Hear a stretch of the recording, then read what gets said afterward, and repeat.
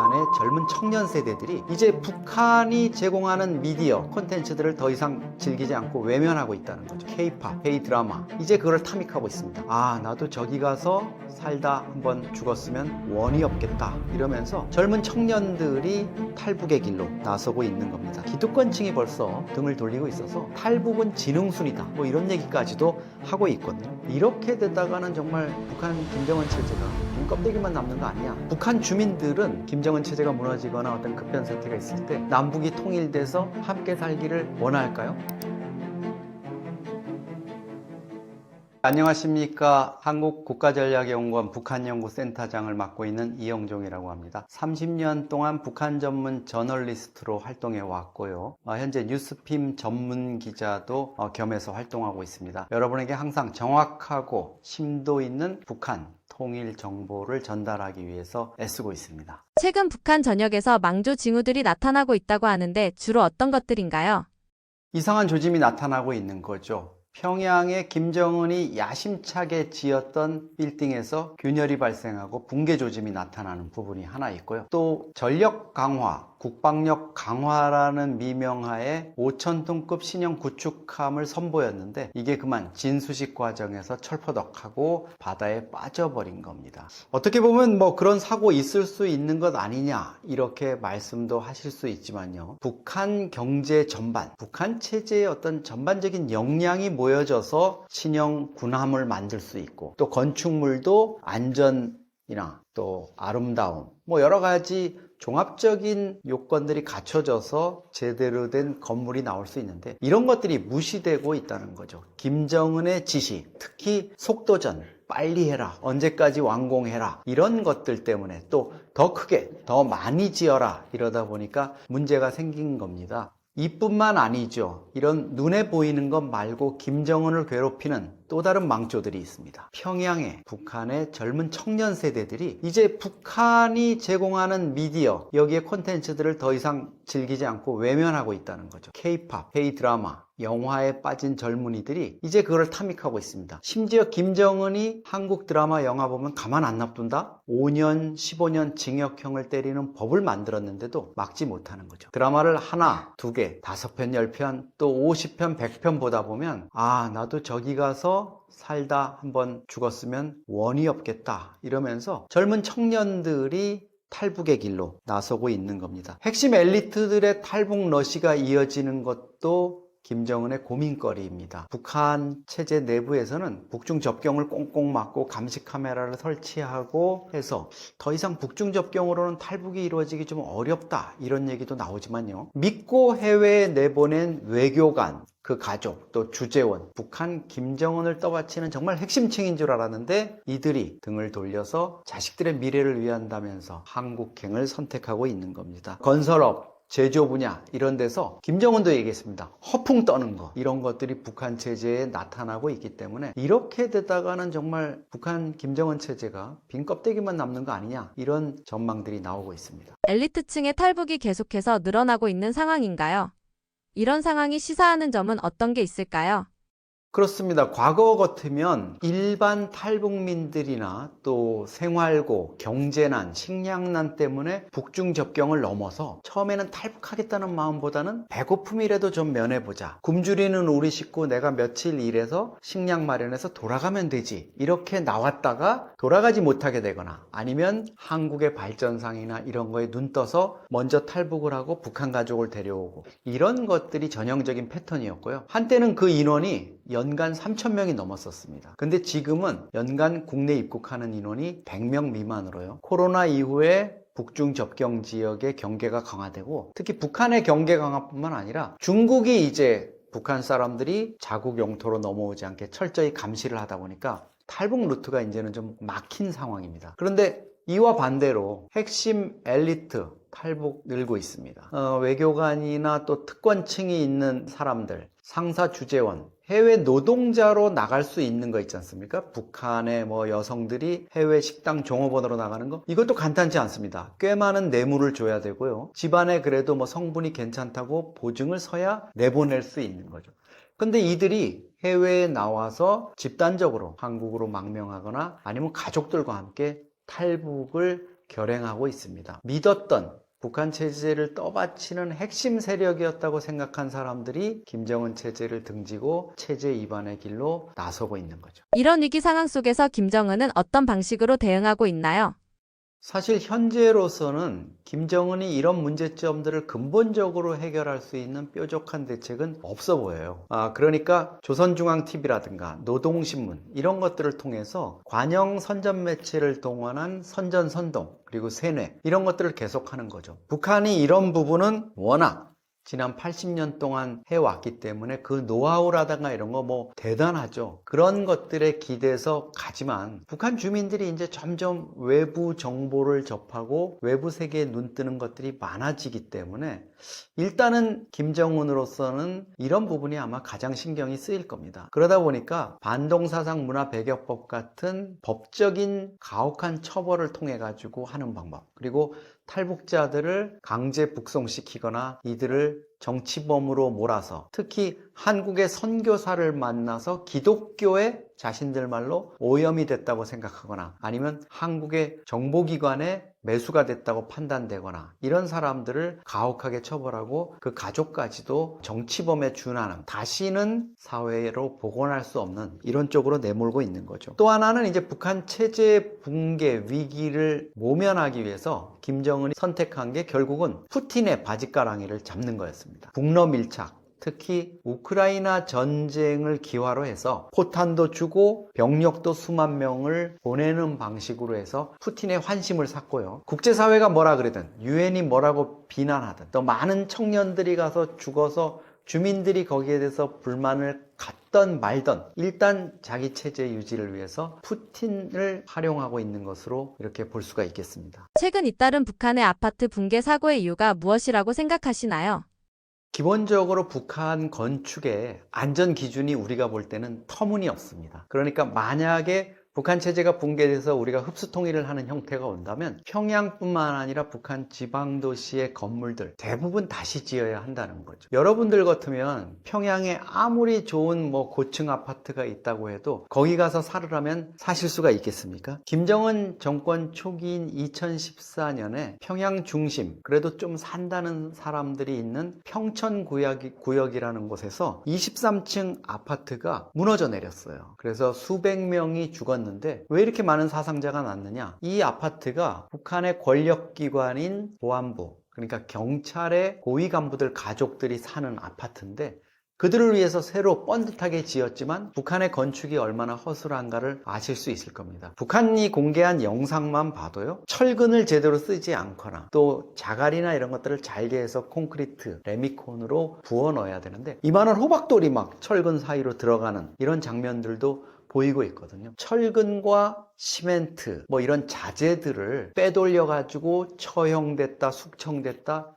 이런 보도들이 자주 나오는 것만 봐도 부실공사, 뇌물 이런 것들이 북한 건축물의 어떤 안전 이런 것들을 위협한다고 볼 수 있습니다. 53층 고층 아파트도 김정은 초기에 체제 선전을 위해서 지었지만 전력난 또 용수, 수돗물 같은 게 제대로 올라가지 않고 하수 처리가 안 되기 때문에 20, 30층 위에 고층에는 제대로 사람이 살지 못하죠. 그러다 보니까 불황인인 계층인 꽃제비들이 밤에 숙소로 이용하더라 이런 얘기도 나오고 있습니다. 사실 우리도 1970년 4월에 와우 아파트 사건이라 그래서 5층짜리 아파트가 준공 석 달 만에 붕괴돼서 33명이 사망하는 이런 어처구니 없는 사고가 있었습니다. 또 94년 10월에는 성수대교가 붕괴해서 32명이 죽었죠. 물론 이런 것들이 후진국형 건설 재난이라고 볼 수 있는데요. 북한이 지금 이 대명천지에 21세기 넘어서 이 시기에 지금 이런 사고들이 빈번하다는 것은 북한이 아직도 우리의 1970, 80년대 이 수준에서 벗어나지 못하고 있다. 이런 거를 입증한다고 볼 수 있습니다. 이런 북한 안전 문제에 대한 주민들의 반응은 어떤가요?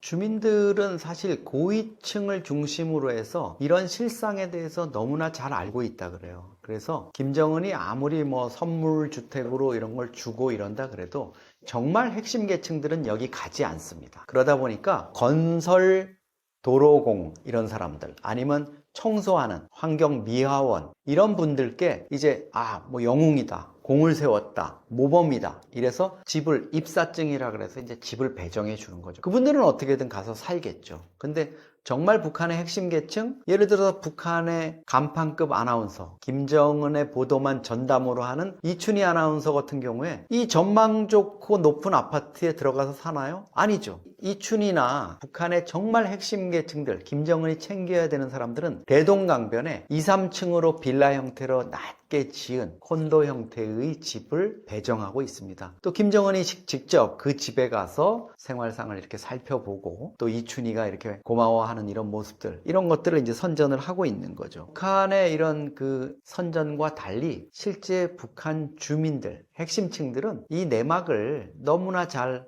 알고 있습니다. 주민들은 사실 약간 안전 불감증인 것 같아요. 이런 문제가 있는 걸 알면서도 그냥 들어가서 사는 거죠. 뭐 어쩔 수 없이. 그리고 북한이 워낙 폭압적인 통제라든가 정보 통제를 하기 때문에 2014년 평창구역 아파트 붕괴 사고 같은 경우에도 오히려 북한은 이걸 역으로 막 선전을 했어요. 김정은 지시로 경찰 간부들, 인민보안성 간부들을 모아놓고 주민들한테 미안하다고 이렇게 사과하는 이런 장면을 연출해서 우리 지도자는 인민들이 죽으면 이렇게 인정도 하고 사과도 하는구나. 이전과 다르다. 뭐 이런 식으로 했는데요. 그때 그 장면도 사실 말이 안 되는 게 가족들을 잃은 그 유족들을 며칠 만에, 그것도 아파트가 붕괴돼가지고 시신도 미처 꺼내지 못했는데 그 가족들을 그 붕괴된 장소에 모아놓고 집결시켜가지고 사과를 하는 이런 쇼를 했거든요. 북한 체제에 대한 불만은 분명히 주민들이 가지고 있을 텐데 북한 체제의 어떤 그냥 강력한 통제 이런 것 때문에 아직은 그런 것들이 공개적으로 표출되지는 못하고 있는 것 같습니다. 현재 북한 내에서 김정은에 대한 충성도는 어느 정도인가요? 김정은 체제에 대한 불만이라든가 김정은에 대한 어떤 반감 이런 것들이 점점 확산되고 있죠. 특히 그 기폭제가 된 건 김정은이 2011년 아버지 김정일이 사망하면서 27살 나이에 북한 권력을 잡았습니다. 지금 15년째 통치를 하고 있는데 집권 초기에 여러분들 기억하시겠지만 2013년에는 고모부인 장성택을 처형했어요. 뭐 만고역적 이렇게 죄명을 씌워서. 그리고 그 이후에는 자신과 권력 경쟁을 했던 이복형 김정남을 또 독살을 했습니다. 백주대낮에. 그 외에 많은 간부들, 노 간부들, 또 군 우리로 말하면 국방장관 참모총장을 지낸 노 군인들을 공개 처형을 했어요. 이런 부분들이 약간 공포정치로 해가지고 권력 기반을 다지는데 일부 작용을 했다고 보는 시각도 있지만 그런 반감들, 그리고 그때 가족을 잃었거나 자기의 친지 또 뭐 동료 이런 사람이 무참히 참혹하게 죽어가는 모습을 본 사람들은 김정은에게 아마 지지 입장이나 이런 것들을 밝히기는 어려울 것 같습니다. 우선 탈북 엘리트들 뭐 이런 분들의 얘기만 들어봐도 핵심층부터 지금 흔들리고 있는 기득권층이 벌써 등을 돌리고 있어서 탈북은 지능순이다 뭐 이런 얘기까지도 하고 있거든요. 일반인들은 사실 대부분 생계형이거나 경제형 이런 부분이 있는데요. 엘리트들 같은 경우에는 조금 다른 것 같아요. 우리 아이만이라도 이 지긋지긋한 체제에서 키울 수는 없다. 이래서 해외에 나와서 주재관 생활 또 외교 공간에서 생활하던 그 틈을 타서 평양으로 소환 명령을 받으면 대개 가족을 동반해서 탈북하는 경우가 많습니다. 물론 이것도 평양에 가족을 인질로 자식을 인질로 두거나 이러지 않은 경우에 선택할 수 있고요. 그런 인질이라든가 이런 부분에서 예외일 수 있는 핵심층, 북한에서 정말 엘리트 중에 엘리트라고 할 수 있는 집안 좋은 사람들이 탈북하는 이유도 여기에 있습니다. 나머지 이제 안타까운 건 상당수의 북한 대중들이 어릴 때부터 북한이 강요해온 어떤 세뇌라든가 이런 때문에 북한 체제가 뭐가 잘못됐는지 이런 것들에 대한 인식을 할 수 없는 거. 외부 정보에 접할 기회가 없는 많은 사람들은 그런 상황에서 살아갈 수밖에 없고요. 다만 이제 변화에 민감한 신세대들은 오징어 게임이나 사랑의 불시착 이런 한국 드라마 특히 시리즈물들을 보면서 처음에는 한국의 선전선동이고 거짓말인 줄 알지만 드라마를 보면서 느낄 거 아닙니까? 아, 이런 세상이 있구나. 우리가 들어왔던 남조선, 대한민국과는 너무 다르다. 저기 한번 가서 살고 싶다. 이렇게 한다고 지금 한국에 와 있는 많은 젊은 탈북자들이 그런 부분들을 얘기하고 있습니다. 한국이 과거에는 반대, 또 적대, 저주의 국가였다면 이제는 선망의 대상으로 자리하고 있는 겁니다. 북한의 모든 주민들이 마음만 먹으면 대한민국의 콘텐츠를 볼 수 있는 상황인가요? 기술의 발전으로 접근성이 좋아진 건가요? 그렇습니다. 북한 컨텐츠 자체가 북한 예를 들어 청소년들이 마음 먹고 내가 보겠다 이러면은 얼마든지 접할 수 있을 정도로 광범위하게 퍼져 있죠. 특히 북중 접경 지역이나 이런 것들. 과거에 제가 이제 아주 젊은 시절, 북한 연구를 처음 하던 시절에는 비디오 테이프 시대 아닙니까? 그러면 이거는 반입하기가 정말 어려웠을 거예요. USB만 해도 뭐 단속에 걸릴 위험이 있지만 그래도 숨길 수 있었는데 이제는 마이크로 SD를 통해 가지고 북한으로 반입이 될 수 있는 이런 단계고요. 처음에는 이제 이불을 뒤집어 쓰고 몰래 친한 친구가 건네준 걸로 보다가 점점 뜻맞는 친구들, 또 최신 프로그램 이런 것들을 통해 가지고 보고 있고, 되게 이제 미니 시리즈 뭐 16부작, 20부작 이렇게 되지 않습니까? 탈북 청년들, 청소년들이 공통적으로 하는 얘기가 안 볼 수 없게 만들었대요, 한국 드라마를. 전편을 보고 나면 그 다음 게 우리는 그냥 넷플릭스나 이런 걸로 쭉 정주행하면 되지만 거기는 어쨌든 파일이 담긴 게 이제 들어와야 되잖아요.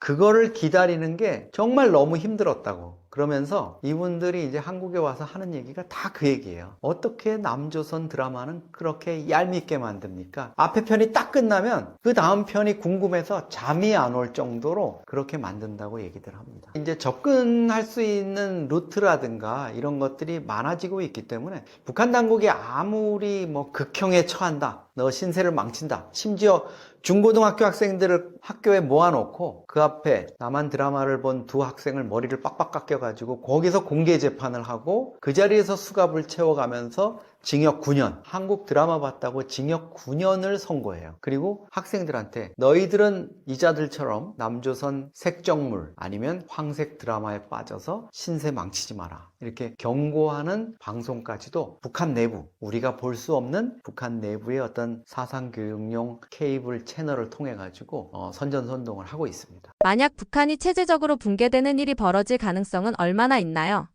그럴 경우 대한민국은 어떻게 되는 건가요?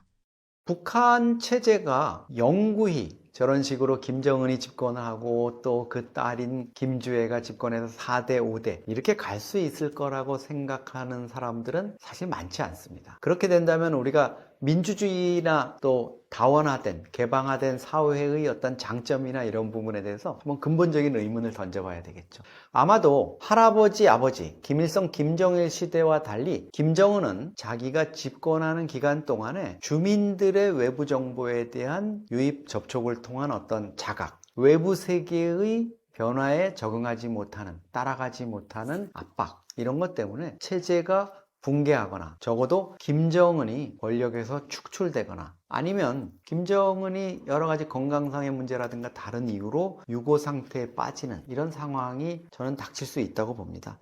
이런 상황에서 사실 김정은이 축출된 다음에 민주정치가 민주화된 어떤 정치체제가 등장한다면 가장 바람직하고 개혁개방으로 갈 수 있다면 뭐 더할 나위가 없겠죠. 기본적으로 북한 체제가 어떤 유고 상태가 된다면 한미연합전력이 북한의 진주에서 치안이라든가 이런 거를 담당하게 됩니다. 우리 통일부 장관이 자유와 행정본부라는 일정의 총독부를 설치해서 북한 지역을 통치하면서 주민들에 대한 통제, 그리고 군인들, 무기에 대한 통제, 핵에 대한 통제 이런 것들을 실시하게 되고요. 그런 부분이 상당 부분 비밀이지만 우리 정부의 유사시 북한 급변사태 대비 계획으로 만들어져 있습니다. 그런데 물론 우리 정부가 구상한 대로 될 거냐, 그거는 조금 다를 수가 있습니다. 다양한 시나리오가 있고 또 남북 간의 문제만이 아니라 중국, 러시아 그리고 미국 등 주변국의 영향이 있을 수 있다고 볼 수 있죠. 특히 뭐 그동안에 전통적으로는 미군이 들어가고 이러면 중국이 북중 접경으로 한국이나 미국과 맞서게 되는 이런 부담 때문에 중국 군이 뭐 심양군구에 있는 병력이라든가 이런 병력들이 압록강, 두만강을 넘어서 북한 지역에 진주할 수 있다. 그 과정에서 유엔, 미국, 뭐 또 중국 이렇게 해가지고 적절한 어떤 선이 그어지지 않을까 뭐 이런 시나리오도 있지만 최근 들어서는 가장 걱정되는 건 사실 러시아입니다. 2022년 2월 우크라이나 전쟁을 계기로 해서 김정은이 푸틴과의 밀착을 강화했고 특히 작년 6월에 푸틴이 방북해서 맺은 전략적 포괄적 동반자 관계 조약에 따르면 북한이나 러시아 어느 한쪽이 외부로부터 침략을 받거나 전쟁 상황에 빠지게 되면 군사력으로 전적으로 모든 걸 지원하게 이렇게 돼 있습니다. 중요한 건 이 조약에 따라서 북한 김정은이 러시아에 병력을 수만 명 파견했다는 겁니다. 이렇게 되면 러시아 입장에서는 북한이 만약에 유사시 어떤 병고 상황에 빠졌을 때 북한이 굳이 요청하지 않더라도 우리는 이 조약에 따라서 과거에 북한 김정은이 우리 러시아를 도왔지 않느냐, 우리도 지금 북한 상황에 직면해서 군대를 보내겠다 해서 러시아가 임의로 자기들의 판단에 따라서 한반도에 주둔하는, 이렇게 될 경우에 중국과 러시아 또 한미 연합전력 이렇게 돼서 매우 복잡한 상황으로 이 상황이 전개될 수 있다, 이런 문제들이 있어서 저는 개인적으로 이 부분이 좀 최근에는 많이 걱정이 됩니다. 북한 주민들은 대한민국에 통합하고 싶어 할까요?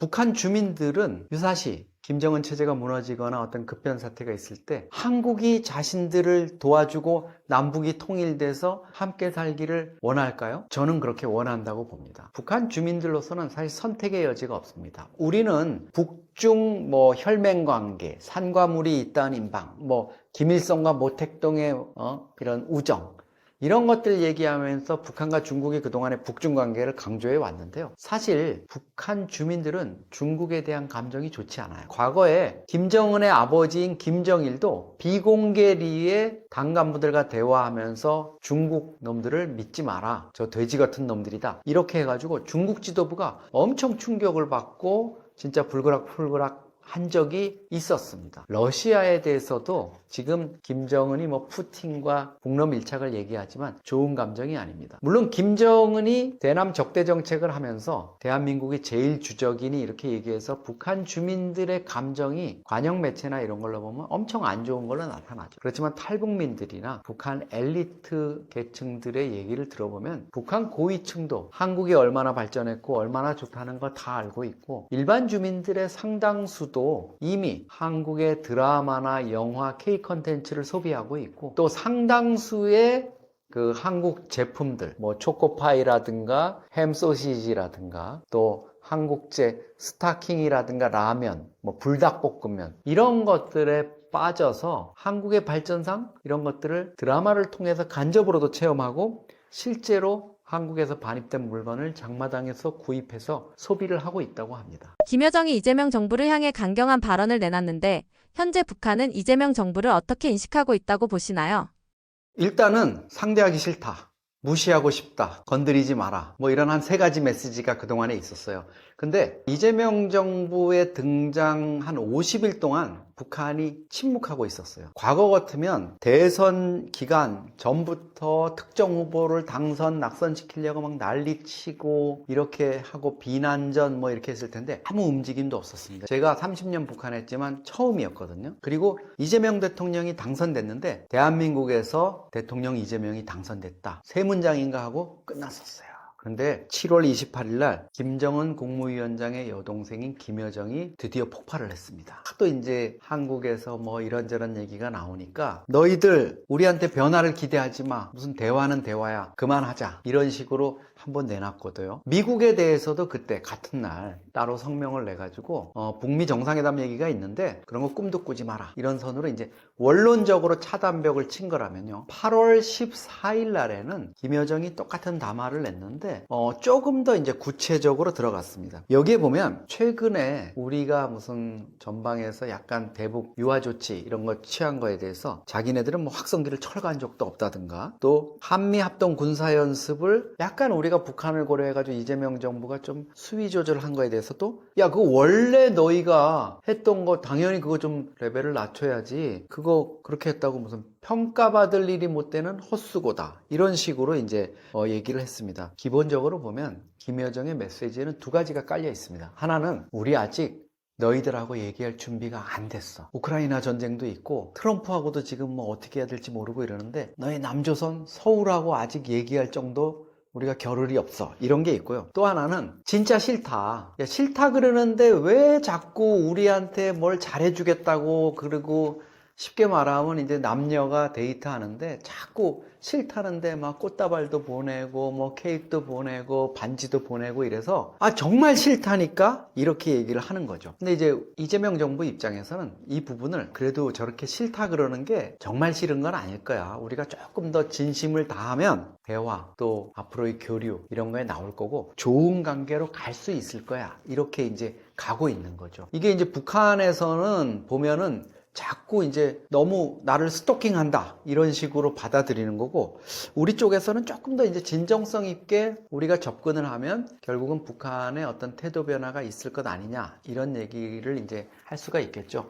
당연히 북한도 저는 끝까지 무슨 남북 대화를 안 하고 이런 거는 아닌 것 같아요. 그렇지만 지금 상태에서는 자기네들이 그동안의 어떤 쌓인 감정이라든가 한국 정부에 대해서 가졌던 어떤 적대감이라든가 이런 거를 좀 조정하려면 시간이 필요하다는 이런 사인을 보내고 있는 것 같습니다. 이재명 정부 출범 이후 벌써 2차례 북한 남성의 귀순이 발생했는데 이러한 귀순 사례들이 남북 관계에 어떤 영향을 줄 것으로 예상하시나요? 공교롭게도 휴전선을 정면으로 돌파하는 이런 그 귀순 사건이 사실 아주 드물게 있는 일인데 그것도 이제 민간인 남성들, 군인들도 아니고 이렇게 막 넘어오는 이런 일들이 있었습니다.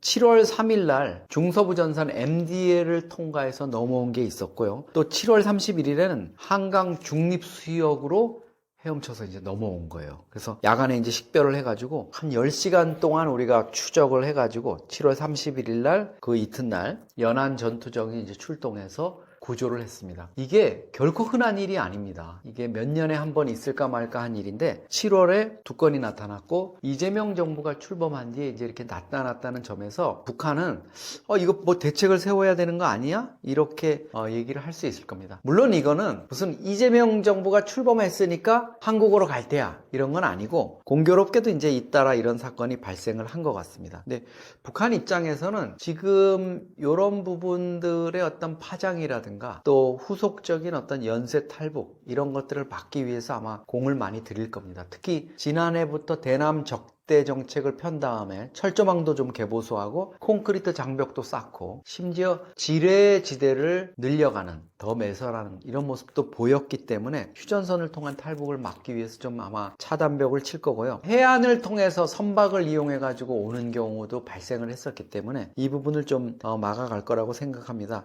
이런 기순 사례들이 남북 관계에 어떤 그 좀 영향을 미칠 수 있는 부분들 넘어오는 것 자체 이분들이 또 귀순 의사가 있는 것 자체는 남북 관계에 뭐 약간 부정적인 영향은 미칠 수 있겠지만 큰 파장은 오히려 없을 수 있습니다. 그런데 지난번처럼 동해에서 서해에서 북한 어부들이 표류해서 2명, 4명 해가지고 6명이 왔었죠. 북한으로 우리가 보내겠다고 얘기하는데도 북한이 자기네 주민들인데도 안 받아들여요. 왜? 쉽게 말하면 너희하고 대남 적대 관계 이제 끊겠다 그랬는데 우리 주민이 거기 표류한 거 가지고 자꾸 우리한테 말 걸고 말 섞어서 뭔가 해보려고 그러는 거 아니야 하고 아예 입을 닫고 있죠. 그러니까 우리가 그냥 할 수 없이 북한 주민들이 타고 온 배 한 척 수리해가지고 북한으로 보내는 이런 정도로 이제 했고 심지어 강화도 쪽으로 내려온 시신 항구가 있었는데 확인해 보니까 북한 주민이라서 우리가 보내겠다고 이렇게 얘기를 했는데 끝내 받지 않아서 그분은 그냥 무연고 처리를 해가지고 화장을 해서 지금 우리 탈북민 또 북한 주민 무연고 납골당에 이렇게 안치를 한 걸로 이렇게 알고 있습니다. 이런 것들이 이제 남북 관계의 어떤 근본적인 뭐 악화를 가져온다, 긍정적이다 이런 거라기보다는 남북 관계가 지금 어느 상황인지를 우리가 좀 가늠해 볼 수 있는 거고요. 북한이 만약에 이재명 정부와의 대화라든가 아니면 교류에 물꼬를 트려고 마음 먹는 어떤 터닝 포인트가 만들어진다면 그때 가서는 이런 부분들에 대한 어떤 협의나 또 송환 이런 것들이 지금보다는 더 원활하게 이루어질 수 있을 것이다 이렇게 생각을 합니다. 최근 북한이 대남 확성기를 철거하기 시작했다는 보도가 있었는데 이는 이재명 정부의 대북 확성기 철거 조치에 대한 호응으로 볼 수 있을까요?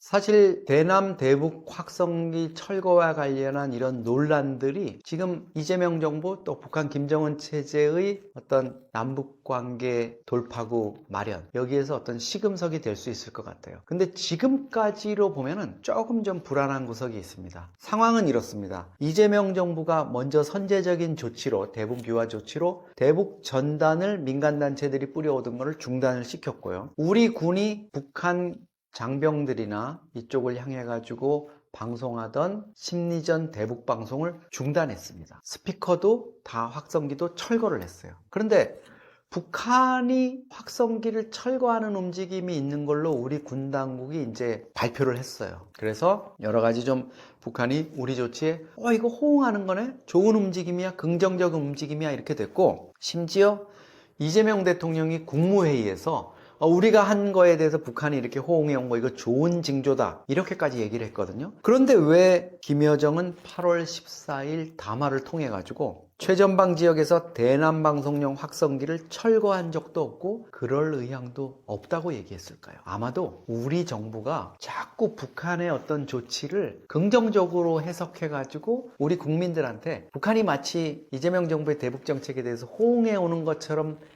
알리는 거에 대해서 좀 불만이나 부담을 느꼈던 것 같아요. 근데 이 부분은 실제로 우리 군이 조금 좀 성급했던 점도 있는 것 같아요. 북한이 전방 지역에 초대형 스피커를 여러 개 묶어서 설치한 대남 확성용 스피커를 한 40군데 정도 만들어 놓고 있습니다. 그런데 그 중에서 2개 정도를 철거했다가 1개는 또 복원을 시켰어요, 최근에. 이거는 사실 북한이 우리가 스피커 없애니까 저쪽도 확성기 스피커 없앴다, 이렇게 해석하기에는 조금 무리가 있죠. 오히려 2개 정도 뭔가 이렇게 빼내가지고 정비를 해서 다시 갖다 놓은 거 아닐까? 이렇게 볼 수도 있거든요. 유지 개보수 뭐 이런 차원에서.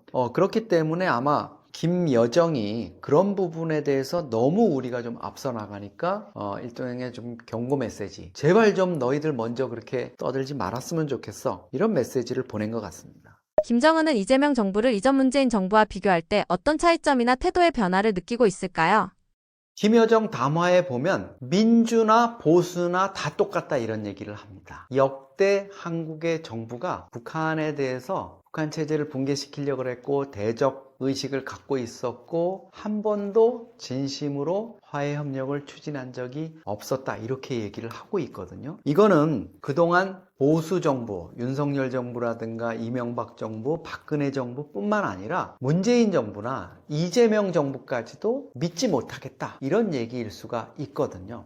근데 이게 처음 나온 얘기는 아닙니다. 기원이 사실은 꽤 멀리 가야 됩니다. 문재인 정부 시절에 문재인 당시 대통령하고 김정은이 3차례 남북 정상회담을 했습니다. 2018년에. 평창 동계올림픽 때 김여정이 특사로 왔고 대표단도 와가지고 평창의 봄이라는 이런 얘기까지도 나왔었거든요. 그런데 결국은 북미 정상회담, 특히 하노이 회담이 파국을 맞으면서 문재인 정부가 당시 북미 회담과 관련해서 어떤 조언을 해준 게 잘못됐다, 이런 불만을 품고 김정은이 갑자기 문재인 대통령을 향해서 입에 담을 수 없는 욕설을 하고 나섰죠. 오지랖 넓은 중재자. 그러니까 북미 간에 뭐를 중재를 하겠다고 한국의 대통령이 나섰는데 오지랖 넓은 행동이었다, 이렇게 비난을 하잖아요. 또 한 가지는 삶은 소대가리, 뭐 이렇게 비난을 해요. 이거는 북한식으로 보면 그 제대로 알지도 못하면서 혼수를 뚠다 그래서 우리를 망쳤다. 물론 저는 이렇게 생각합니다. 김정은이 자신의 체제의 명운을 걸고 트럼프 대통령과 협상을 하는 자리라면 누가 조언을 하든지 간에 자기 스스로의 판단,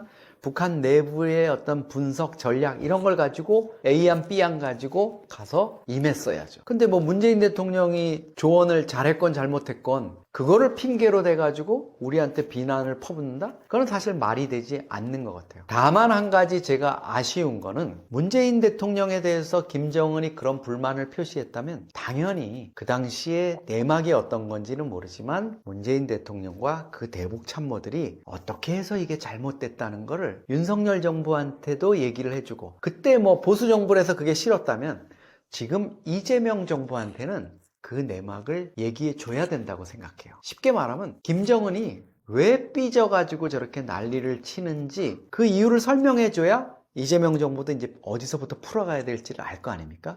그 부분이 아직까지도 문재인 전 대통령이 얘기를 안 하고 있는 것 같아요. 그래서 저는 이 부분을 김정은이 지금 이재명 정부를 문재인 정부와 똑같은, 더더군다나 이재명 정부, 문재인 정부의 구성원이나 아니면 그 정부를 지지하고 성원하고 있는 사람들 입장에서 보면, 아니 우리가 보수 정부, 윤석열 정부, 이명박 정부, 박근혜 정부랑 똑같이 북한에서 취급받는다고? 이게 말이 돼? 이런 식으로 생각을 할 수가 있거든요. 이 부분에 대해서는 좀 반드시 풀어줄 필요가 있고, 거기에서 남북관계의 어떤 개선, 이런 부분을 거기서부터 이제 출발하는 게 맞다고 생각해요. 이재명 정부도 뭐 윤석열 정부에 와서 마치 문재인 정부까지 잘 되던 게 윤석열 정부에 와가지고 뭐가 문제가 생겨서 악화됐으니까 이제 문재인 정부 때 하듯이 다시 우리 민주당식의 대북 유화책을 하면 북한도 바뀔 거야, 호응해 올 거야. 이거는 좀 아닌 것 같아요.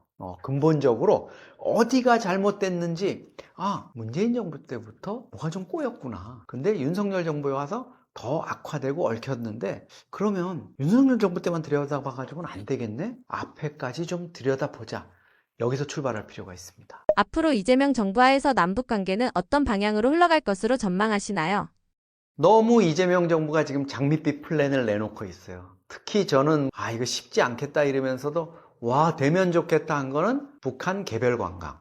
우리 국민들이 개별 관광이라는 거 차 몰고 가가지고 뭐 개성 가서 선주교도 보고 고려 성균관도 보고 또 박연폭포도 보고 위에 올라가서 금강산도 보고, 그리고 김정은이가 만들었다는 원산 갈마반도의 해양 리조트 명사십리 가볼 수 있으면 정말 좋겠죠. 근데 과연 이게 지금 그냥 이렇게 덜컥 내놓아가지고 실현이 될 수 있는 문제냐? 이런 부분에 있어서는 조금 이제 신중해야 된다는 이런 생각이 듭니다. 물론 이제 그동안의 남북 관계가 너무 암울하고 차단되어 있고 적대 관계라는 걸 깨기 위해서는 국민들한테 좀 희망의 메시지를 주는 것도 저는 필요하다고 봐요. 이재명 정부가 아마 대북 돌파구를 열기 위해서 모든 노력을 할 겁니다. 그걸 위해서 북한 전문가이고 오랫동안 대북 전략을 짜는 실무 경험이 있는 이종석 전 통일부 장관을 국정원장에 임명했잖아요. 그리고 그동안 남북회담이라든가 이런 데서 항상 핵심적인 역할을 해오고 김정은도 만나고 또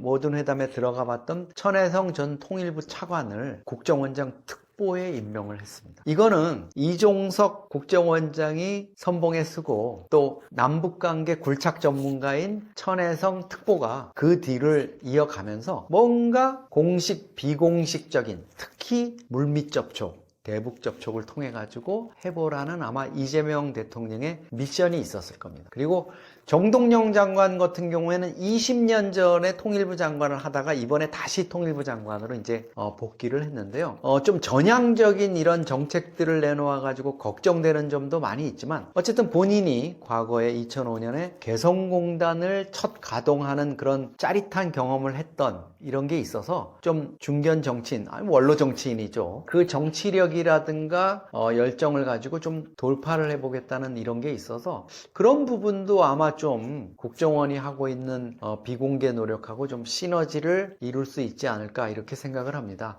이재명 정부는 어떻게 보면 훨씬 더 어렵죠. 문재인 정부 같은 경우에는 앞에 이제 박근혜 정부라든가 이런 데서 남북관계가 막혔던 것들, 이런 것들을 새롭게 뚫어 나가면서 김정은 위원장하고 세 차례 정상회담도 하고 북미 회담도 열리는 국면이었기 때문에 뭔가 좀 많이 할 수 있었던 것 같아요. 근데 이재명 정부는 지금 이제 얽힌 실타래부터 풀어야 되기 때문에 많은 부담들이 있을 겁니다. 그렇지만은 저는 그동안에 북한이 협상에 응하거나 또 남북관계를 임했던 이런 패턴을 보면 하루아침에 바뀝니다. 전날까지 절대 안 하겠다고 이렇게 했지만 하루아침에 갑자기 회담을 받아들이고 북한에서 뭐 특사가 오고 우리 측에서 고위급 특사가 가가지고 김정은을 만나고 이러면, 특히 탑다운 방식이 아주 유명하죠. 뭐 다 얽혀있고 엉망인데 김정은 한번 만나서 김정은이가 이제 잘해봅시다 뭐 이렇게 하면은 그냥 풀려나가는 이런 패턴들이 많이 있거든요. 지금 남북관계가 좀 엄중하고 꼬여는 있지만 저는 북한이 어느 시점 되면 우크라이나 전이 뭐 좀 해결되고 북미 정상회담이라든가 이런 부분에 어떤 물꼬가 좀 트이게 된다면 김정은이 이재명 정부의 회담 제의, 특히 이재명 대통령을 만나서 정상회담을 하거나 이러는 상황까지도 저는 배제할 수 없을 거라고 봅니다. 2025년 8월 현재 북한이 러시아의 추가 파병까지 결정한 배경은 무엇으로 보시나요? 북한이 기본적으로 러시아와의 관계 증진을 통해서 자신네들의 어떤 안보를 확보하는 부분들, 그리고 경제 문제를 해결하는 부분들, 그리고 한반도 문제와 관련해서 전략적 우위를 점하는 문제들, 이 세 가지 측면에서 김정은이 고려를 하고 있는 것 같습니다. 그 핵심이 푸틴에 대한 호탄 지원, 그리고 군 증원, 파병, 이런 부분으로 볼 수 있겠습니다. 북한은 우리 국방정보본부 판단에 따르면 155mm 폭탄 기준으로 볼 때 1200만 발을 이미 러시아에 지원을 했습니다. 어마어마한 양이라고 볼 수 있죠. 또 현재까지 지난해 10월 중순에 11,000명을 처음 우크라이나전에 투입한 이후에 현재까지 2만 명이 파병이 되고 있는 것으로 보이고요. CNN이나 외신들은 우크라이나 정보당국의 정보를 이용해가지고 한 3만 명 정도가 앞으로 추가로 갈 수 있다, 이렇게 얘기합니다. 그러면 총원 한 5만 명 정도의 전투병, 또 비전투병이 우크라이나전에 지원된다는 건데, 이거는 지금 병력 충원이나 이런 면에서 상당한 어려움을 겪고 있는 푸틴 입장에서는 천군만마를 얻는 느낌일 거예요. 그리고 특히 트럼프하고 푸틴이 우크라이나전 종전을 위한 어떤 협상을 진행하고, 막판에 지금 한치의 땅이라도 더 푸틴 입장에서는 우크라이나 땅을 점령해서 휴전 시에 또 협정을 체결할 때 유리한 고지에 서고 싶은 이런 입장에서 푸틴에게는 아주 절실한 것이라고 볼 수 있습니다. 북한은 일단 북미 관계라든가 또 트럼프와의 정상회담, 이런 것들을 염두에 두고 우크라이나전에서 자신들의 존재감, 또 국제적인 어떤 위상, 이런 것들을 과시함으로써 핵이나 미사일뿐만 아니라 재래식 전력이라는 것도 자기네들이 어마어마하게 파워풀하게 갖고 있다는 것을 좀 보여주고 싶은 부분이 있는 것 같습니다. 두 번째는 북한의 재래식 전력, 그러니까 드론을 이용한 전투라든가 또 현대전의 전술, 포격, 이런 부분에 대한 어떤 운용 경험, 실전 경험, 이런 것들을 얻으려고 하는 것 같아요. 한국도 베트남 파병을 비롯해서 자이툰 부대라든가 서해 부대, 제마 부대, 이렇게 UN 평화유지군 형태의 파병을 그동안에 많이 해왔습니다. 대부분 평화적인 비전투 병력의 파병이었지만, 군을 해외에 파병한다는 것은 군의 작전 능력이라든가 해외에서의 병력 운용, 또 국제적인 전쟁 추세의 어떤 트렌드를 알 수 있다는 점에서 매우 중요하거든요. 북한은 그동안에 베트남 전쟁에 일부 조종사를 보냈었다, 이런 얘기 있었지만, 사실 제대로 된 병력 파견, 해외 파견은 이번이 처음이기 때문에 이를 통해서 엄청난 실질적 효과를 얻을 수 있습니다. 세 번째로는 경제죠.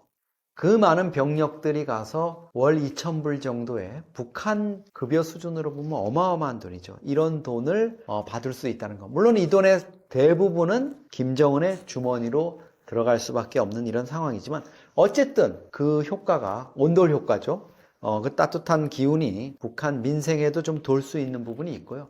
밀가루라든가 여러 가지 식량을 러시아로부터 조달하는 부분, 그리고 핵이나 미사일, 아니면 함정이라든가 또 드론, 이런 부분에 있어서 러시아가 가지고 있는 첨단 기술들, 이런 것들을 도입해서 북한의 어떤 전력 강화에 도움이 될 수 있는 이런 다목적 포석이 깔려 있다고 볼 수 있습니다. 김정은 같은 경우에는 11,000명 정도 병력이 파견됐을 때 기준으로 제가 계산해 보니까 하루에 한 11억에서 12억 정도 인건비가 자기 주머니로 들어가는 겁니다. 북한 주민들의 한 달 급여가 북한 돈으로 3,000원이에요. 근데 암달러로 1달러가 8,000원입니다. 그러면 북한에서 100불 지폐 한 장은 어마어마한 거예요. 그러니까 한 달 월급이 1달러도 안 되는 셈이잖아요. 쌀 1kg가 8,000원 정도 하는 이런 상황에서 몇천 불, 이런 돈은 어마어마한 거고요. 그거 자체가 이제 북한으로 흘러 들어가게 된다면 김정은 입장에서는 정말 어마어마한 외화를 챙길 수 있는 이런 기회가 될 겁니다. 북한의 이 같은 파병 확대에 대해 중국은 현재 어떤 입장을 취하고 있나요? 침묵인가요? 암묵적 지지인가요?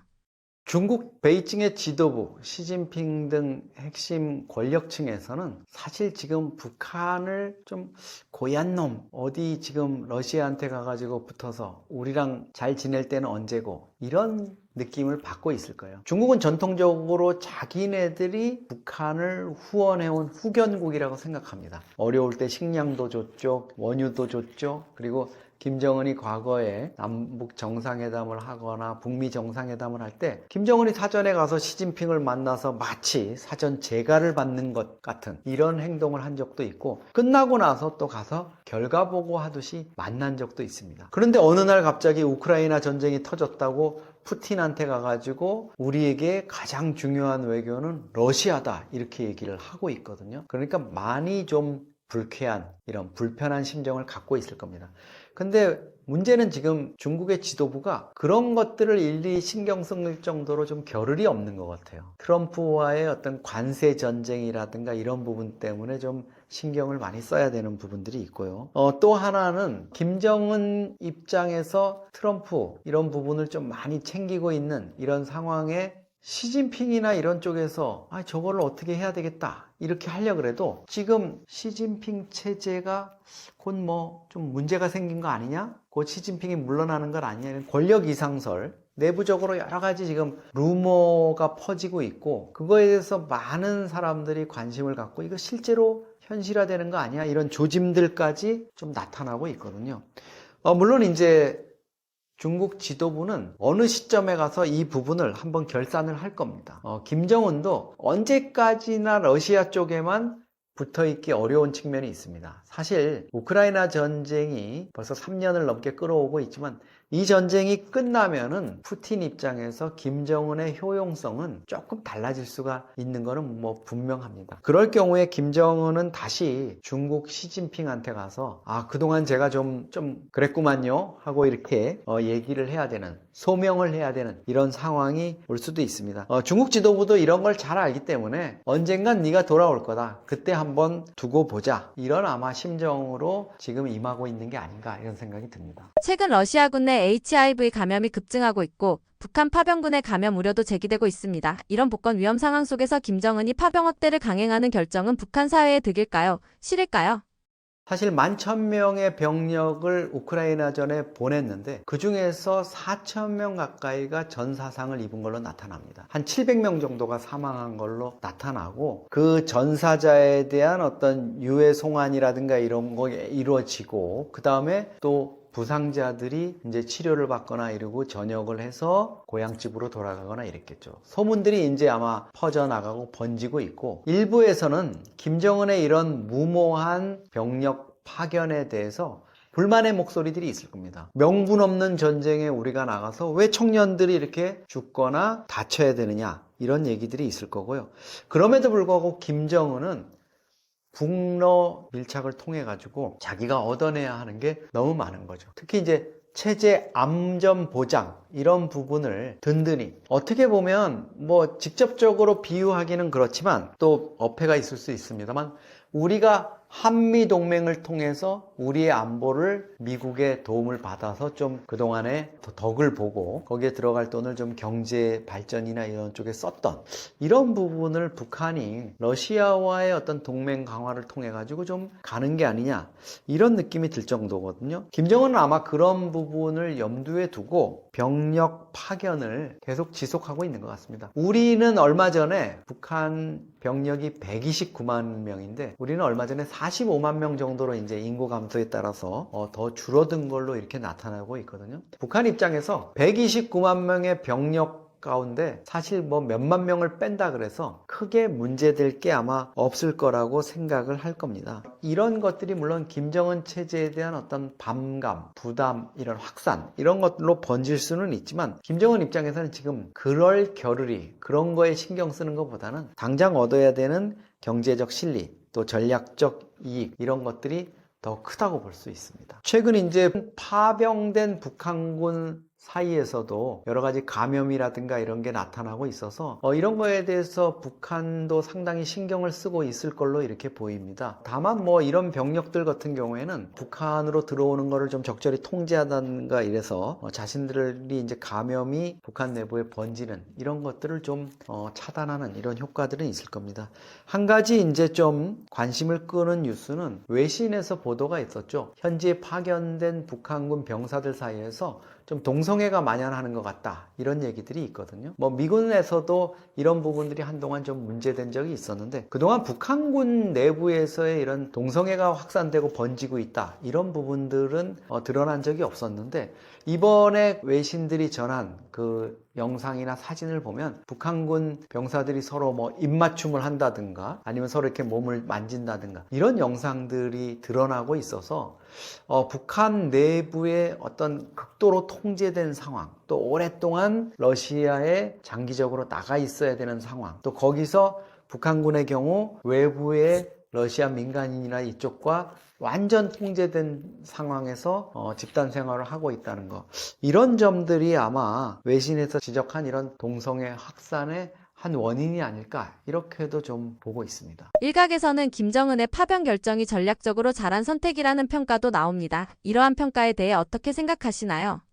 기본적으로 북한 체제는 자신들의 생존을 위해서 특히 김정은의 어떤 안전 보장이라든가 김정은 세습체제의 유지를 위해서는 국가체제의 모든 역량을 거기다 쏟아부을 수 있는 이런 체제입니다. 그 졸림만큼 더 중요한 게 없기 때문이죠. 그러다 보니까 우리 입장에서 보면은 야, 북한 정말 대외 전략 잘 짜네? 뭐 이런 얘기를 하는 시각도 있어요. 그러니까 이번의 경우에도 북한이 여러 가지 어려움을 겪고 특히 트럼프 행정부의 2기 행정부의 등장과 함께 대북 압박이라든가 또 북미 협상장에 나갈 수밖에 없는 이런 제재라든가 또 트럼프가 얘기하는 어떤 당근이라든가 이런 것들 때문에 좀 흔들릴 수밖에 없는 상황이었는데 김정은 입장에서 보면 우크라이나 전쟁이라는 정말 황금 같은 기회가 찾아왔다 이렇게 볼 수 있습니다. 자기 입장에서는 병력을 보내는데 아무런 꺼리낌이 없고 우리 같은 경우에는 이미 전쟁터에 전투 병력을 보낸다 이거는 국민 여론이 용납을 하지 않아서 사실은 현실적으로 선택하기 어려울 겁니다. 김정은은 그런 부담이 없는 거죠. 병력, 포탄 모든 거를 다 퍼줄 수 있는 이런 환경 속에서 어쨌든 전략 카드로 우크라이나 전쟁을 잘 활용했고 이거를 통해서 앞으로 아마 푸틴이 상당 기간은 북한의 김정은 정권의 후견 역할을 하지 않을까 이렇게 생각을 합니다. 그렇다고 해서 우리가 김정은의 이런 결정 자체를 마냥 잘했다고 박수를 보낼 수 있느냐? 저는 그건 또 다른 문제라고 생각합니다. 푸틴은 분명히 국제 규약이나 이런 것들을 위반해서 우크라이나를 불법 침공했습니다. 과거에 크림반도 점령도 마찬가지였지만 자기의 힘으로 약소국이라든가 또는 영토를 점령하고 있죠. 이런 부분들의 동참에 나선 북한 김정은은 국제사회에서 좀 비난 가능성이 높고 특히 장기적으로 볼 때 체제의 내구성이라든가 북한 체제의 지속성, 특히 국제사회의 일원으로 북한이 등장하고 복귀할 수 있는 이런 측면에서 본다면 오히려 북한이 퇴행적인 길을 갔다 이렇게 볼 수가 있을 겁니다. 아마 북한은 생존 차원에서 또 경제난이라든가 체제 위기, 핵이나 미사일 개발에 따른 어떤 압박감 이런 것들을 궁여지책으로 푸틴의 바지가랑이를 잡는 이런 모습을 보였지만 이게 장기적으로 볼 때는 저는 그렇게 북한 체제에 도움이 될 거다 이렇게 보기는 어렵다고 생각을 합니다. 최근 북한이 자국 전사자 간의 인공기를 덮는 모습, 침통하는 모습 등을 공개했는데 이러한 행보는 어떻게 해석할 수 있나요? 김정은이 작년 10월 중순에 비밀리에 11,000명을 우크라이나전에 투입을 하면서 비밀리에 붙였습니다. 가는 병사들한테도 전투에 파병된다는 얘기를 전혀 하지 않았고요. 해외 훈련을 가는 것처럼 얘기했고 현지에 도착해서도 전투에 투입될 때 러시아 군복을 입혔고 심지어 러시아 가짜 신분증까지 줬습니다. 북한 병사들이 전쟁에 투입됐다는 걸 숨겨야 될 필요성이 있었던 거죠. 하지만 이제 북한군의 희생이 늘어나고 이렇게 됐고 특히나 올해 들어서 러시아가 우크라이나에 대한 반격에 성공하면서 우크라이나에게 뺏겼던 쿠르스크 지역을 다시 탈환을 하고 이러면서 약간 상황이 달라졌어요. 러시아에서도 북한 파병 병력에 대한 평가가 용맹하게 잘 싸워서 우리가 쿠르스크를 탈환하는데 기여했어. 이런 식으로 여론이 조금 좋아지다 보니까 김정은이 그 틈을 노리고 우리가 러시아를 돕기 위해 우크라이나에 파견을 했다, 병력을. 이렇게 커밍아웃을 했습니다. 그 연장선상에서 이제 주민들이 그러면 거기에 갔던 병사들이나 이런 애들은 어떻게 된 거야? 이렇게 되고 전사자의 부모들, 또 부상당한, 심각한 부상을 당한 이 병사들의 가족이나 본인들의 어떤 반발, 이런 것들이 번질 것을 우려해서인지 김정은이 이제 그때부터 좀 다른 모습을 보이기 시작했죠. 수송기로 내려지는 북한군 병사의 관에 인공기를 덮고 어루만지는 모습, 약간 눈물을 짓는 듯한 모습, 이런 제스처를 통해 가지고 끝까지 이 병사들을 자기가 챙기고 있다는 것들, 이런 거를 보여주려고 한 것 같고요.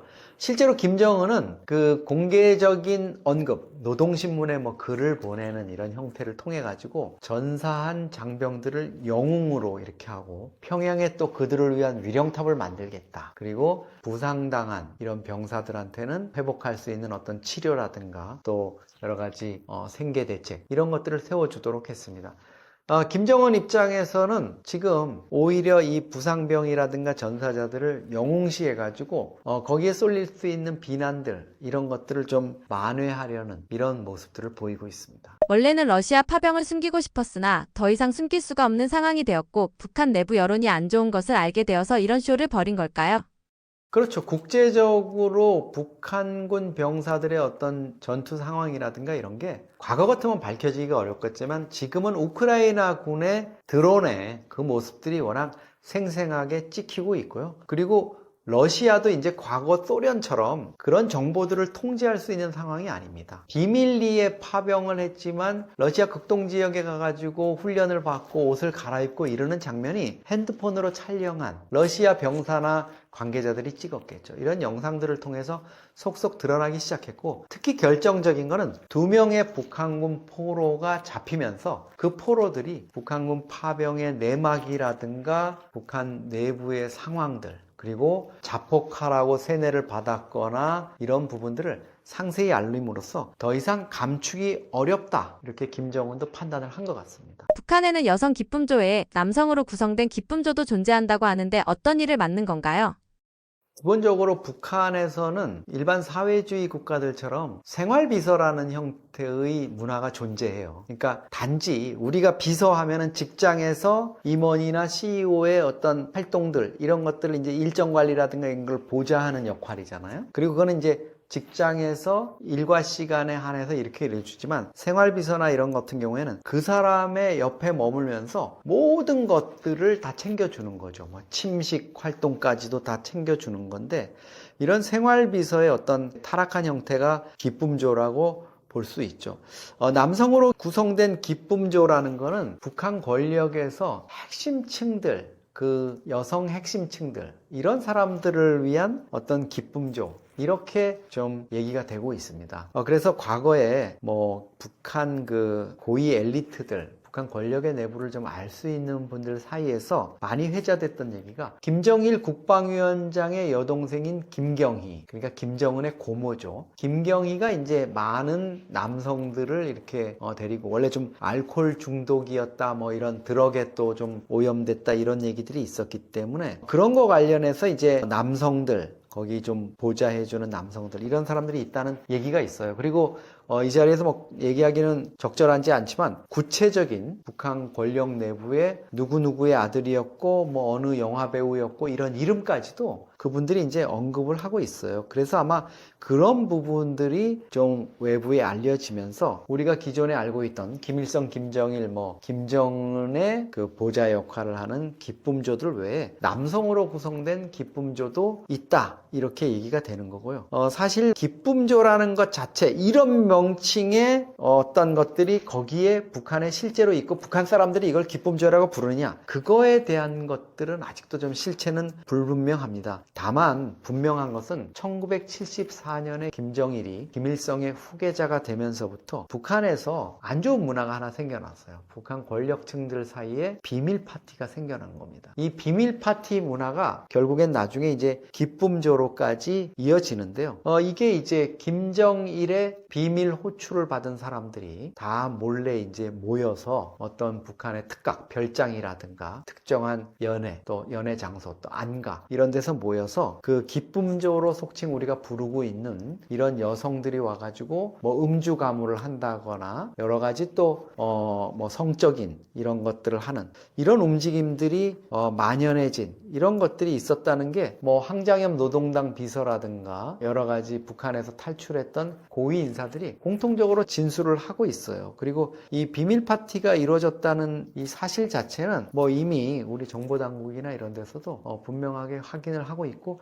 여기에 이제 대표적인 멤버가 김정은이 처형한 고모부 장성택이라든가 노동당 대남비서였던 뭐 김용순이라든가 이렇게 음주 가무라든가 이런 걸 좀 좋아하는 사람들이 멤버가 된 것 같아요. 그리고 그 멤버에 끼지 못하는 사람들은 사실 김정일로부터 그렇게 환영을 못 받았던 것 같습니다. 기쁨조로 선발되면 주로 어떤 활동을 하게 되나요?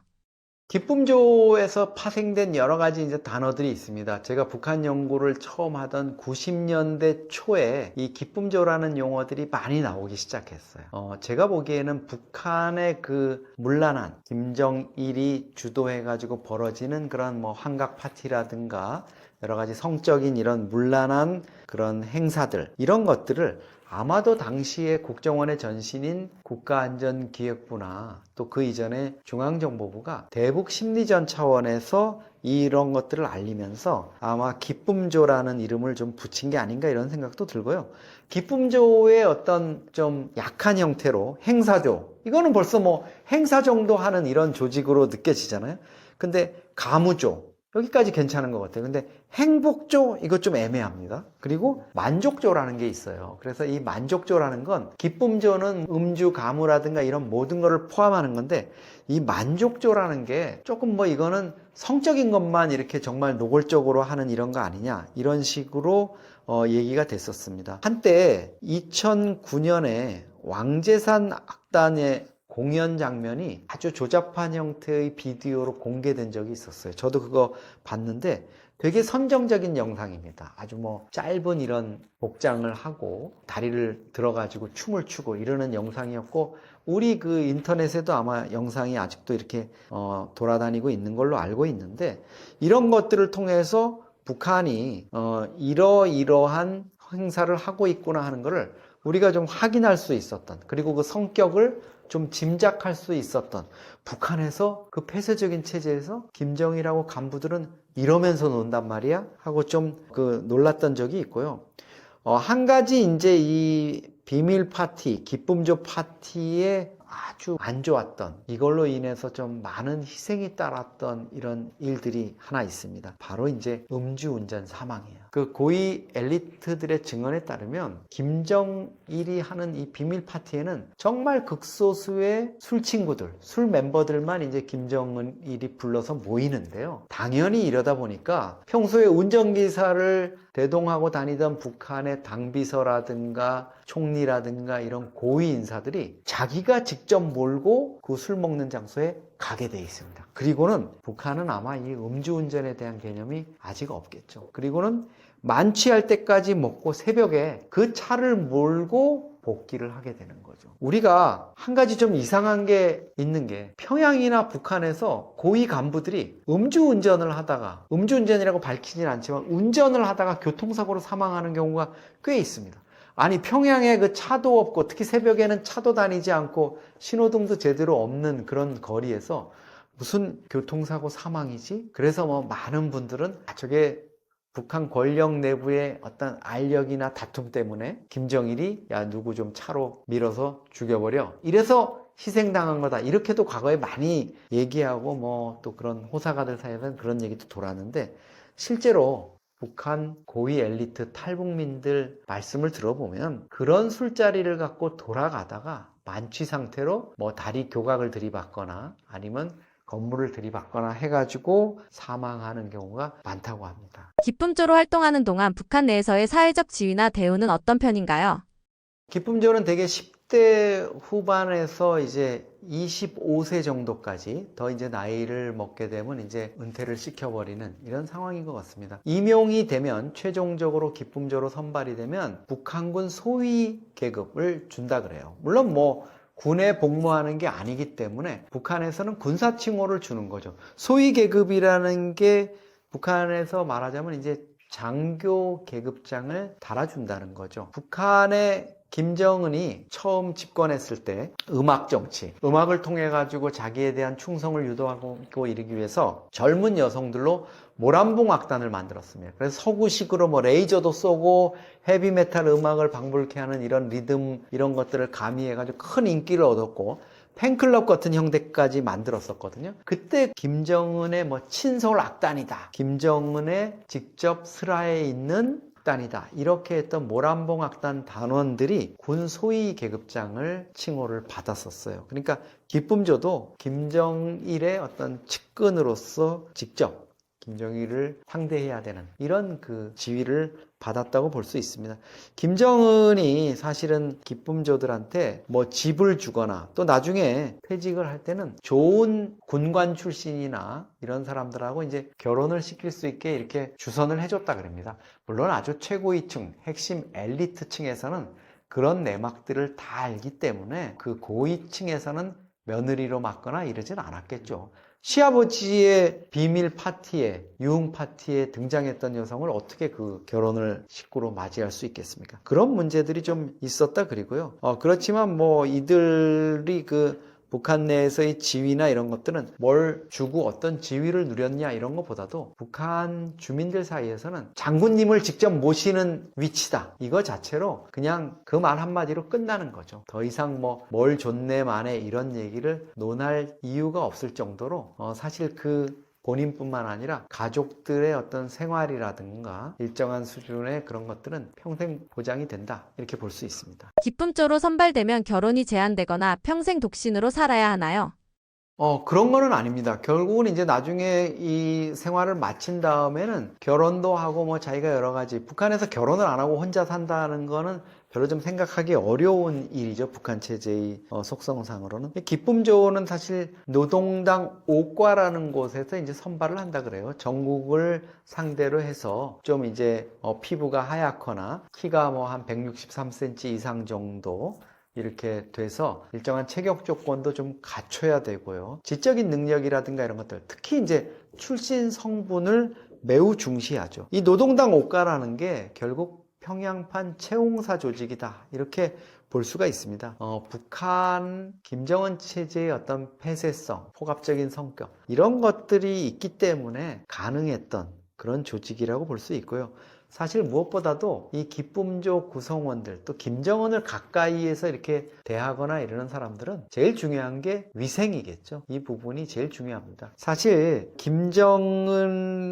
김정일을 어떻게 관리하고 이러느냐 하는 거는 우리가 실제로 많이 영상을 통해서도 확인을 할 수 있습니다. 남북 정상회담 때 김정은이 회담 합의문 서명을 위해 가지고 자리에 등장해야 되는데 문재인 대통령 앉을 자리, 김정은 앉을 자리 이렇게 있는데 김정은 앉을 자리를 사전에 북한 경호원들이 와가지고 소독약 뿌리고 뭐 팔걸이나 이런 데 닦고 이랬잖아요. 심지어 김정은이 사인할 펜까지 장갑을 낀 북한 보안 요원들이 막 소독약 해가지고 닦았어요. 근데 결국은 그 펜을 썼느냐? 안 썼어요. 결국은 서명은 어느 펜으로 했느냐? 김여정이가 뚜껑을 열어가지고 이렇게 탁 건네는 다른 펜으로 했거든요. 그만큼 이제 신경을 쓰고 있고, 과거에 김정일 때도 제가 김정일의 한 측근이 쓴 김정일을 어떻게 자기가 이렇게 보좌를 했느냐 하는 그 회고록 성격의 책에 보면 김정은이 어느 협동농장에 가서 협동농장 농장원들하고 악수를 했대요. 그런데 나중에 그 중에 한 여성 협동농장원이 피부병이 있다는 게 드러나가지고 그 행사를 조직했던 관련자들이 다 숙정이 됐다. 그러니까 김정은과 만나기 위해서는 김정일도 마찬가지였겠지만 그런 철저한 것들을 거치는데 하물며 술자리에서 같이 또 어떤 경우에는 더 친밀한 이런 행동을 해야 되는 기품종의 경우에는 말할 나위가 아닐 겁니다. 기품조로 활동하던 여성들은 은퇴 이후에는 어떤 직업이나 역할로 전환되나요? 사실 뭐 은둔을 강요받죠. 내가 기품조를 했다 이렇게 뭐 드러낼 일도 아니고, 한국에 그 탈북해서 정착한 분들 가운데도 본인이 이제 기품조였다 이렇게 얘기하신 분도 있어요. 그래서 뭐 회고록식으로 이렇게 책을 내신 분도 있는데, 제가 알고 있기로는 이제 그분은 아마 그렇게 우리가 얘기하는 이런 노골적인 형태의 기쁨조였다 이건 아니고, 아마 무용수로서 그 여흥을 돋구고 뭐 이러는 역할을 해서 그 상황을 어느 정도 알고 있기 때문에 아마 증언을 하는 책을 쓰신 걸로 알고 있고, 기본적으로 기쁨조로 한 25살까지 활동을 하고 나면 이제 일정한 그 임무가 이제 완료가 되고요. 다른 기쁨조들 이런 인원들을 좀 관리하고 양성하는 쪽으로 빠지는 사람, 또 결혼을 해가지고 괜찮은 남자와 또 노동당에서 이렇게 맺어줘가지고 결혼을 하는 경우, 아니면 가수 또는 예술인, 배우 이런 쪽으로 이제 하는 경우도 있다고 합니다. 물론 그 소문이 나거나 이러는 것들은 이제 철저히 차단하기 위해서 당연히 나가서 뭐 이런 활동이나 그 내역에 대해서 얘기를 할 수가 없겠죠. 그만큼 철저히 관리되고 있기 때문에 지금까지도 우리가 기쁨조와 관련한 어떤 북한의 좀 문란한 이런 활동이 권력 내부에서 이루어지고 있다는 것은 충분히 알고 있지만, 정말 기쁨조라는 용어가 존재하는지 여부, 또 그게 아니라면 북한에서 과연 이걸 뭐라고 부를지, 이런 부분을 우리가 좀 알기 어려운 겁니다. 황장엽 전 노동당 비서가 북한 최고위급으로 망명을 했었는데요. 황 비서도 사실 이 부분에 대해서는 잘 몰랐습니다. 왜냐하면 황장엽 비서의 경우에는 이런 부하방탕한, 북한말로 이런 생활에 좀 거리를 두었던 것 같고요. 김일성대 총장을 지내고 뭐 이렇게 하면서 아마 좀 여기에 섞이지 못한 것 같고, 그래서 황장엽 비서가 망명을 한 것도 김일성이 사망하고 아들인 김정일이 집권하면서 황장엽 비서에 대해서 좀 못마땅한 시각을 갖고 있는 이런 부분을 의식해서 황 비서가 망명을 했고, 김정일은 실제로 황장엽 망명 이후에 배신자면 갈테어 가라 뭐 이렇게 별로 연연해하지 않는 모습을 보이고, 황장엽 씨의 가족이라든가 그 측근들을 대거 숙청을 했습니다. 네, 떠먹여주는 TV 시청자 여러분, 항상 신박하고 재미있는 북한 또 통일 정보로 여러분들과 만나 뵙고 있습니다. 이제 가을이 다가올 이런 느낌이 들 정도로 좀 선선해졌습니다. 올 가을 여러분들과 함께 신박하고 재미있는 정보로 함께 나눌 수 있도록 하겠습니다. 고맙습니다.